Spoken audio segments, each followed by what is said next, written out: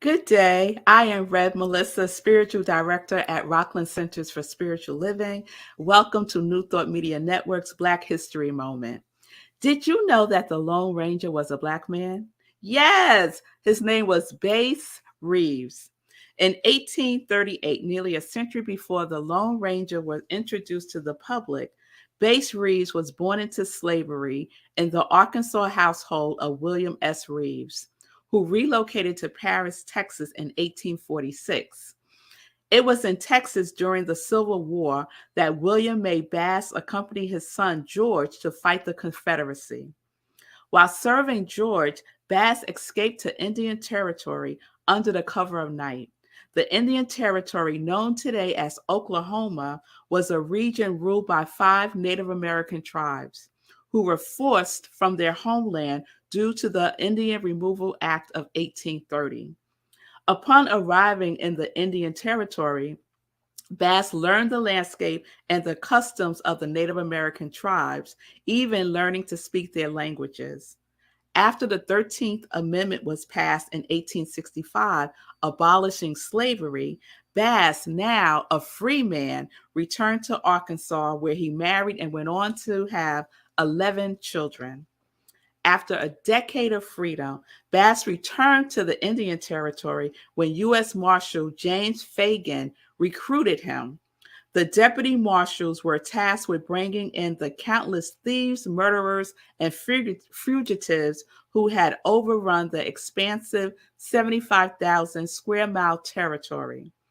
Upon taking the job, he became the first Black deputy U.S. Marshal west of the Mississippi. As deputy marshal, Bass is said to have arrested more than 3,000 people and killed 14 outlaws, all without sustaining a single gun wound.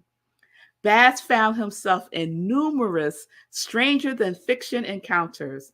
Also, many of the fugitives Bass arrested were sent to the Detroit House of Correction, the same city where the Lone Ranger would be introduced to the world on the radio January 30th, 1933. Bass took a creative approach to his investigations, sometimes disguising himself or creating backstories in order to get the jump on his targets. Historian Art Burton said if Reeves was a fictional character, he would be a combination of Sherlock Holmes, Superman, and the Lone Ranger.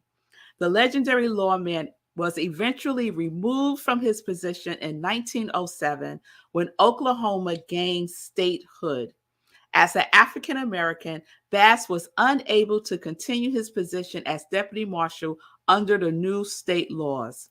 He died 3 years later of Bright's disease on January 12, 1910.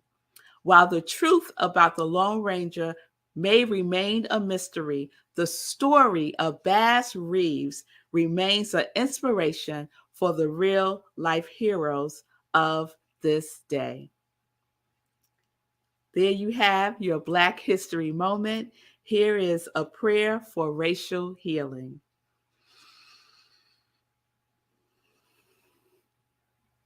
Today's treatment to end racism. As so we know and rely on the love God has for us all. God is love. Whoever lives in love lives in God, and God in them.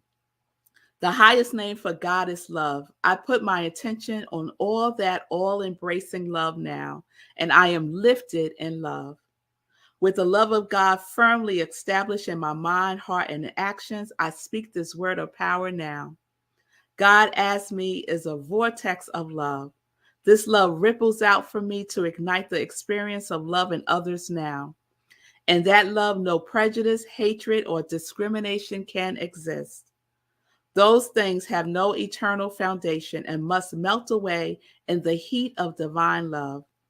More and more people are called into the wave of divine love now, creating a tsunami of cooperation and the end of all kinds of oppression. I am grateful, love wins, and so it is. Peace and blessings.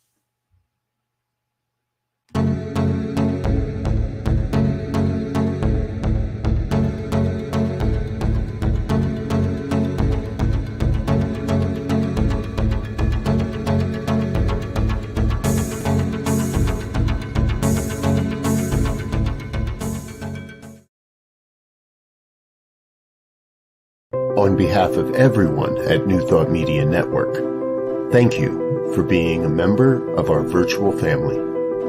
Your financial contributions help share the New Thought message with people from around the world. Please visit and contribute at www.ntmedia.org/donate. New Thought Media Network, come be you. And please like, share, and subscribe. Until next time, peace and blessings.